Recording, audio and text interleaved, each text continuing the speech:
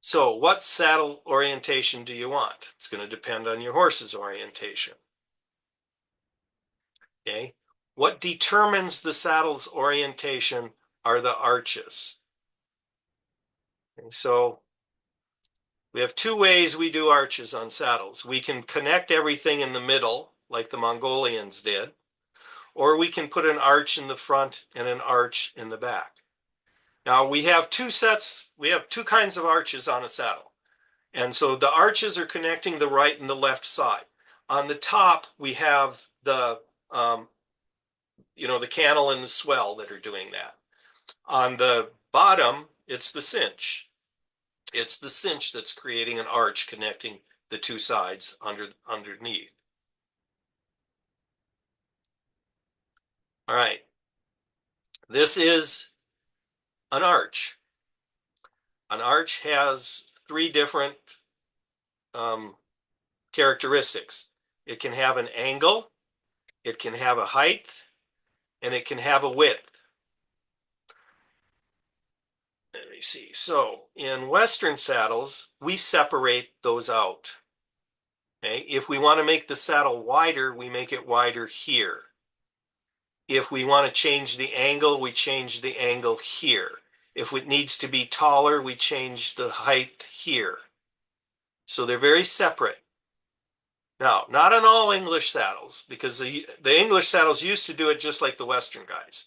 But more common today, the English saddles combine um, angle and width.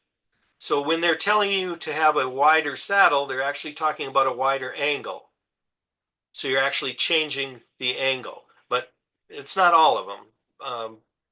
But you need to be aware of this. Okay, so Western saddles change the width here. Most English saddles change it by changing the angle.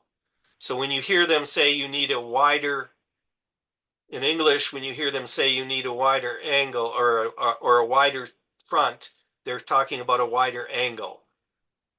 But sometimes you need the front to be wider, but you need the angle to be narrow, depending on the length of the spinal processes and the spread of the ribs.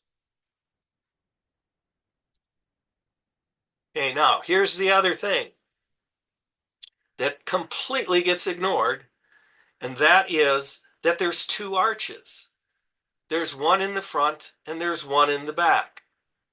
The difference in the width between the front and the back are going to tell you how the saddle is going to rest on the horse's body, which is going to tell you what shape the horse surface actually needs to be. Now, what we do is we willy-nilly choose one arch and we find a gullet width. But saddles can be thought of as an unlimited number of arches that combine together to make a very complex three-dimensional shape.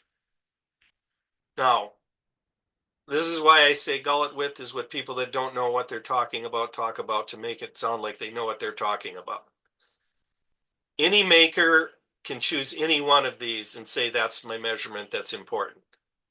And it might be on their the particular way that they make their bars. But there are no standards in this. So the only, you're not really worrying. I mean, angle and width are part of it, but the main thing is what shape is the bar. So let me show you